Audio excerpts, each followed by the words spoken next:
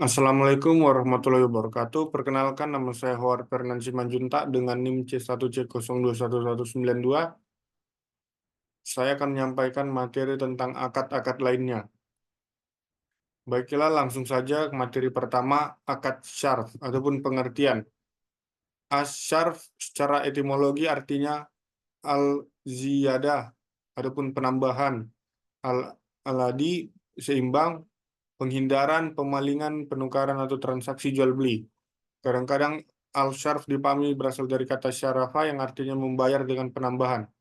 Dalam kamus istilah fiqh disebutkan bahwa bai syarf adalah menjual mata uang dengan mata uang, seperti emas dengan emas. Yang kedua, akad syarf, dasar syariahnya, transaksi pertukaran emas dengan emas harus sama takaran, timbangan, dan tangan ke tangan. Kelebihannya adalah riba. Perak dengan perak harus sama takaran, timbangan, dan tangan ke tangan. Kelebihannya adalah riba. Gandum dengan gandum harus sama takaran, timbangan, dan tangan ke tangan. Kelebihannya adalah riba, begitu pun seterusnya. Yang kedua ada akad wadiah. Pengertian akad wadiah berasal dari wadasi syai, yang artinya meninggalkan atau menitipkan sesuatu pada orang lain yang sanggup menjaga sebagai titipan murni dari satu pihak ke pihak lain, baik individu maupun badan hukum yang harus dijaga dan dikembalikan kapan saja si penitip menghendakinya. Wadiah merupakan akad tabaru, tolong-menolong ataupun saling membantu, sehingga masuk dalam kategori akad non-profit. Jenis-jenis akad wadiah yang pertama, wadiah yad amanah. Wadiah yang asli tidak terjadi pengubahan esensi akad. Titipan yang berlaku sesuai kaidah asal titipan yakni menjaga amanah.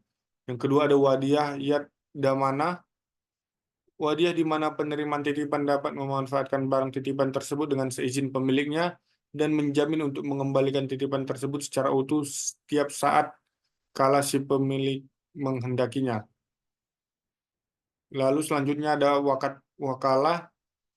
Pengertian akad wakalah berasal dari wakala yakilu waklan yang berarti menyerahkan atau mewakilkan urusan.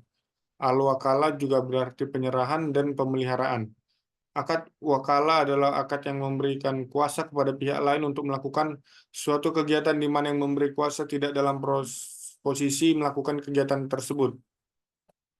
Jenis-jenis akad wakala yang pertama ada al-kasah,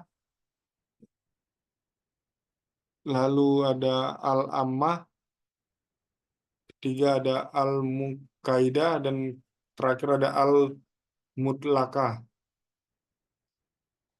Akad kafalah.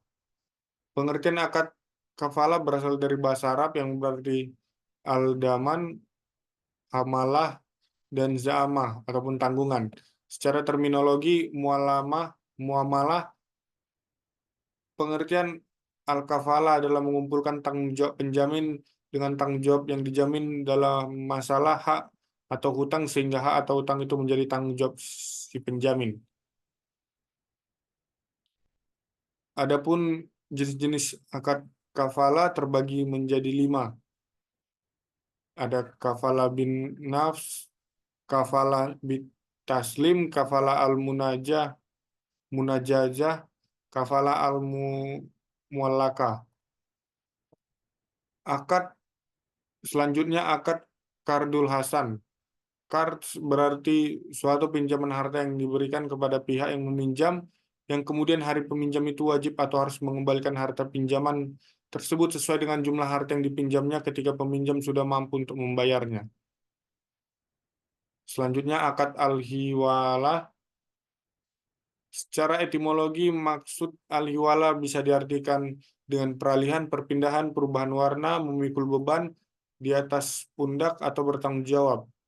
Namun secara terminologi bisa didefinisikan dengan kewajiban membayar hutang dari al-muhil yang akan dipindah kewajibannya kepada orang yang berhutang.